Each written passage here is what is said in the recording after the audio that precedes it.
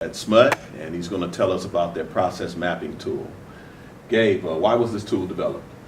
So for us, a critical component of knowledge capture is making sure we have our processes well documented. So one of the big drivers for us to get more consistent about our process to map processes was really around the deployment of our knowledge capture toolkit. Okay. So how has this tool been used?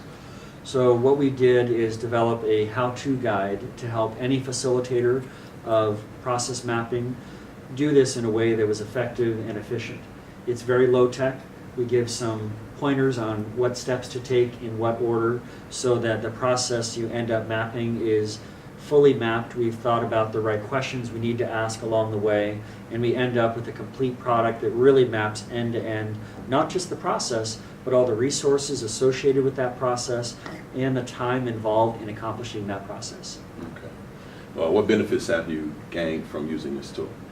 For us, the outcome has been huge. The processes we have mapped have helped us identify, number one, what does the process look like today? Sometimes that's a mystery when you have a single subject matter expert who has always been responsible for this area, but there's never been a lot of daylight on what the steps are involved in that process. Everybody just knows they're responsible and they do it well, but there's not much insight or transparency there. Second is to help us understand, is this the best process or is there a different way of doing the work? So that really brings daylight to that. And then finally, this checklist for the facilitator who is running the process, make sure we have a really consistent process to do process mapping. Okay. How is this, I'm sure some of the processes may have changed over time. How do you regulate that?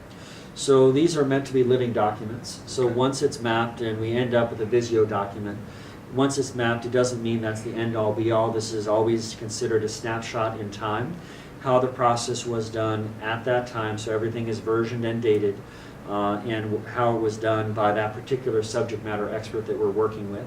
In some case we have a team, but more often we're interviewing a single subject matter expert on their process. Okay. Any other benefits that you've derived from this?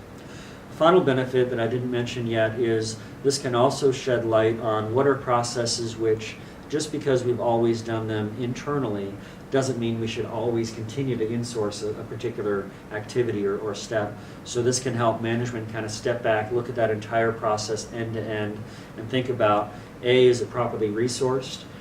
B, is it something that we should continue to keep in-house or potentially outsource pieces of that process? In some cases, it helps us question perhaps there's different technology or other ways of approaching that task that we haven't considered before. Okay.